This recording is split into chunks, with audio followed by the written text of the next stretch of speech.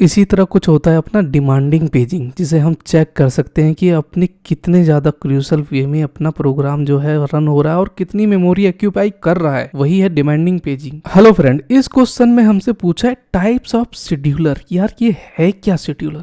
ऐसा crystal clear करूंगा ना कि अगर आप भूलने की कोशिश भी करेंगे ना, फिर भी नहीं भूलना नहीं दूंगा मैं आपको। इसको बस 3 बार बोलिए, type of scheduler, type of scheduler, type of scheduler, ठीक है ना। क्या है शेड्यूल? क्या है? शॉर्ट टर्म, लॉन्ग टर्म और मीडियम टर्म। आखिर ये चीज क्या है यार? देखिए, कुछ चीजें ऐसी होती हैं जो शेड्यूल में काम कर रही हैं, लेकिन सर कैसे पता चलेगा? अभी फिजिकली ऐसा क्रिस्टल क्लियर करूंगा कि आपको पता चल जाएगा कि कौन सा प्रोग्राम कैसे रन कर रहा है। क्या है शॉर्ट टर्म, लॉन्ग टर्म और मीडियम टर्म? ये क्या है ना वर्ड जो एक ऐड आता है ना, क्या है कंट्री प्लस का 4+4 उससे ये मेरे को बड़ी हंसी आती है। ये क्या है वर्ड जो है ना, मतलब ऐसे ऐसे ऐड आते हैं कि जिसका जवाब नहीं है।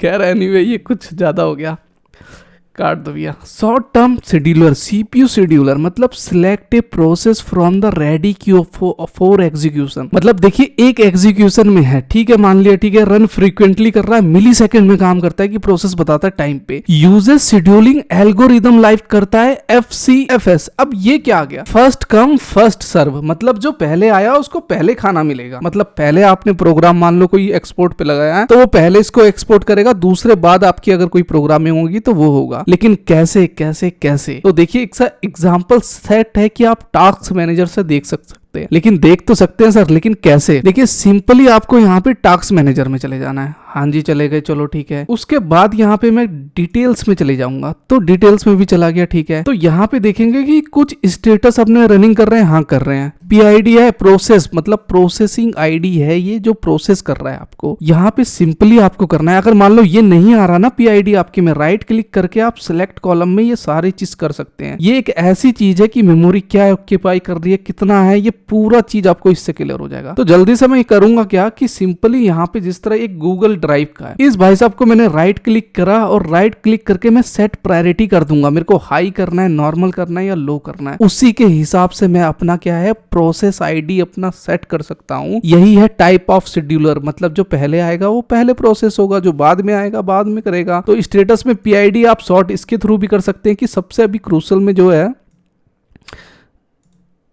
यहाँ पे देखूंगा, तो ये मेरा क्या है, ये माइक्रोसॉफ्ट का प्रोग्राम सबसे पहले कर रहा है। एक स्टीम का पहले आया था, ये भी अभी रनिंग कर रहा है मेरा, मतलब स्टीम का मैंने, वो भतीजा मेरा गेम वेम खेलता है। अब यहाँ पे जिस तरह एज का है, तो एज की प्रोसेसिंग ID है, अगर मैं इसे लो कर दूंगा ना, तो इसका जो है प्रोसेस ID जो है वो सबसे लो हो जाएगा। लेट से मैं यहाँ पे करता हूँ इसको सेट प्रायोरिटी हाई जिस तरह, तो मैं लो कर देता हूँ इसमें। तो ये क्या कहेगा, change the priority to certain process could cause system in instability, मतलब जो परफॉर्मेंस दे रहा है वो इन इंस्टेंटिबिलिटी हो जाएगा, कुछ देगा या नहीं देगा। तो अभी मैं करूंगा नहीं, क्योंकि मेरा फिर ये अपना क्रोम क्रैश हो जाएगा, मैंने कुछ प्रोग्राम खोले हुए हैं। आप फिजिकली अपने सिस्टम में करके देख सकते हैं, मैनिपुलेट करके। तो इसके थ्रू आप लिख सकते हैं short term, long term and medium term.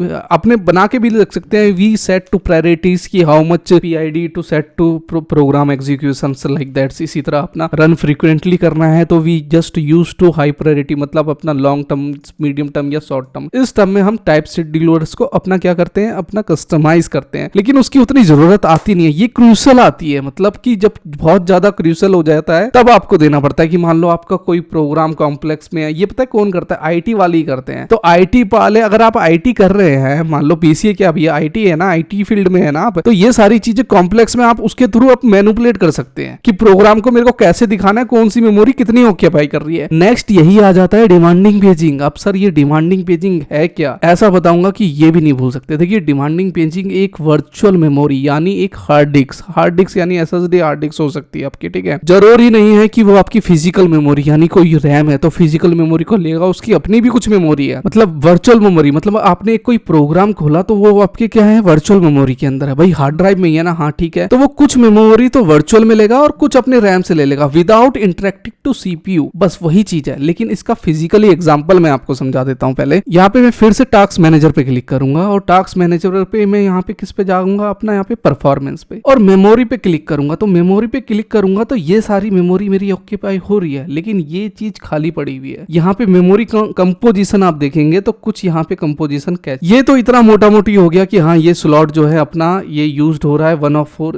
ये तो अपना जो हार्ड डिस्क में लगा होता है कि एक रैम आपकी लगी हुई है 4 में से, ठीक है ना, ये तो स्लॉट उसमें है, फिजिकल रैम का है। लेकिन यहाँ पे मेमोरी और एक डिस्क की बात हो रही है कि डिस्क में देखेंगे कि डिस्क ट्रांसफर रेट्स में क्या कर रहा है। यहाँ पे ये तो ट्रांसफर रेट्स का, लेकिन मेमोरी कैसी ऑक्यूपाई कर रहा है। थ्योरी में समझाऊं तो memory management technique where pass load into RAM, जब हमें रिक्वायरमेंट होती है तभी वो रैम में रिक्वायर्ड करेगा। इट हेल्प्स रिड्यूस मेमोरी, मतलब वेस्टेज जो है वो रिड्यूस कर देता है pages on demanding instant of pre loading the entire process. मतलब एक फाइल खोली, उसके अंदर पूरी सारी चीज भरी हुई है, स्लाइड वगैरह जितनी भी है, लेकिन अभी क्या करेगा वो सिर्फ वो खोलने तक की मेमोरी का लोड करेगा अगर रिक्वायरमेंट होगी उसकी। तो देखिए इसमें सबसे बेस्ट एग्जांपल दूंगा परफॉर्मेंस। अब इसे चेक कैसे कर सकते हैं, अगर आप विंडो या लैपटॉप में कर रहे हैं तो विंडो आर करिएगा। 1 मिनट, उससे पहले थ्योरी में मैं देख लेता हूं वर्चुअल एड्रेस फिजिकली मेमोरी। देखिए use page table to map virtual address और physical virtual address file fault occur when a required page into RAM triggering a disk load. अब मैं आपको इसका सिंपली एग्जांपल दिखा देता हूं। देखिए जिस तरह विंडो और लिनक्स में है कि is open the necessary parts loads into RAM and rest remain on disk में इफ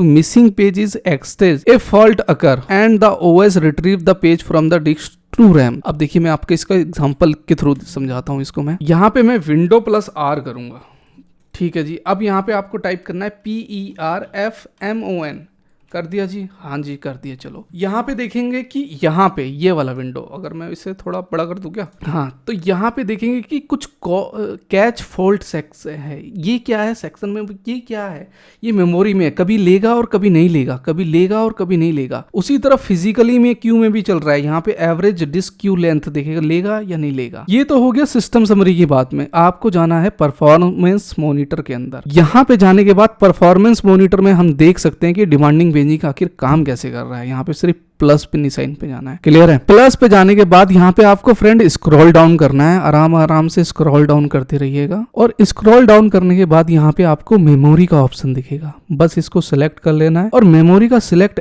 करने के बाद यहाँ पे आपको ऐड पे कर देना है। मतलब मैं करूंगा क्या कि इसका क्या करूंगा, मैं इसमें इंस्पेक्शन करूंगा काउंटर पे मेमोरी पे कि कौन कौन से पेज कैसे कैसे क्या कर रहे हैं मेरी डिमांडिंग पे। तो आप देखेंगे कि यहाँ पे सारा मेरा अब ये ग्राफ के थ्रू बताएगा कि प्रोसेस टाइम क्या है, पेज फॉल्ट अगर सेकंड कितने में हो रहा है, अवेलेबल बाइट्स कमिटेड और सारी चीजें ये एक ग्राफ के थ्रू मेरे को बता देगा कि प्रोसेस क्या है अपनी डिमांडिंग पेजिंग का, कि कुछ वो मेमोरी ऑक्यूपाई कर रहा है और कुछ नहीं कर रहा है। जितनी उसे रिक्वायरमेंट होगी वो उतनी ही लेगा। तो इस तरह हम ग्राफ के थ्रू अपना डिमांडिंग पेजिंग को शो करके देख सकते हैं। अगर अच्छा लग रहा है तो फ्रेंड लाइक करिएगा, फ्रेंड के साथ शेयर करिएगा जरूर। नेक्स्ट बात कर लेते हैं म्यूचुअल एक्सक्लूजन इन डिस्ट्रीब्यूट सिस्टम। अगर फ्रेंड आपने पहले वाली वीडियो प्लेलिस्ट में नहीं देखी है तो मैं रेकमेंड करूंगा, ये मेरे को बताने की जरूरत ही नहीं है। म्यूचुअल एक्सक्लूजन मतलब स्पष्ट रूप से बाहर मतलब कर देता है डिस्ट्रीब्यूट सिस्टम में क्या है, इसका हमें शॉर्ट नोट्स बताना है। देखिए डिस्ट्रीब्यूट सिस्टम अगर जल्दी से बताऊं, दिल्ली, हैदराबाद, मुंबई, चेन्नई, हैदराबाद हो गया, कोलकाता, बेंगलोर ब्रांच, यहाँ पे हर जगह पे मेरे कंप्यूटर लगे हुए हैं सपोज दैट, और एक बीच में है, वो क्या है डिस्ट्रीब्यूट सिस्टम है। अगर मान लो यहाँ पे है तो इसका सिंक्रोनाइजेशन का कहीं ना कहीं अगर ये करेगा तो ये इसके थ्रू करेगा, ये इसके थ्रू करेगा, ये इसके थ्रू करेगा। इंस्टेंट ऑफ में एक बीच में सेंट्रलाइज बना दूं ना और सबसे डाटा लेके मैं सिंक्रोनाइज कर दूं उसको, सबसे प्रोसेस में यही है। No shared memory process communicate via message, मतलब एक सिस्टम से दूसरे मैसेज में वाया मैसेज के थ्रू आप कैसे, चैलेंज है डिस्ट्रीब्यूटेड में कैसे कर सकते हो, जब तक शेयर करोगे कम्युनिकेशन करोगे तभी ना शेयर करोगे। क्लॉक सिंक्रोनाइजेशन, नोड्स में भी हैव डिफरेंट क्लॉक, मतलब भाई एक कहीं और बैठा है उसमें वहां पे दिन हो रही है या रात हो रही है, कहीं पे भी, दिल्ली मुंबई की नहीं बात है, आउट ऑफ इंडिया भी है, तो वहां पे होगा क्या कि डिफरेंट क्लॉक।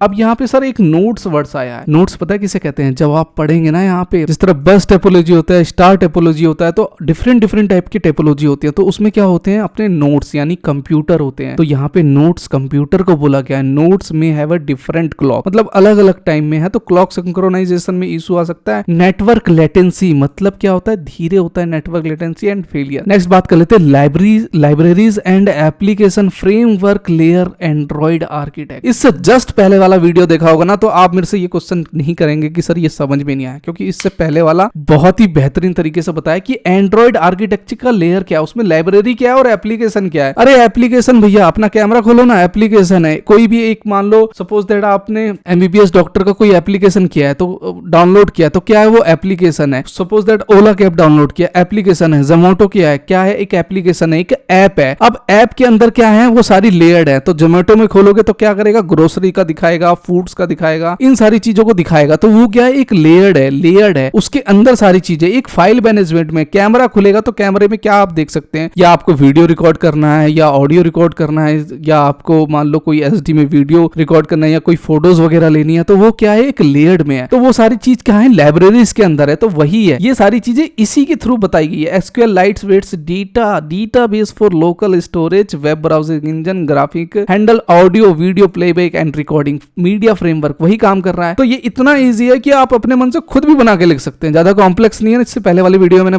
डिक्लेयर कर रखा है। तो मिलते हैं एक ऐसी नई प्लेलिस्ट के साथ। अच्छा लगा तो प्लीज लाइक करिएगा। तब तक के लिए बाय बाय।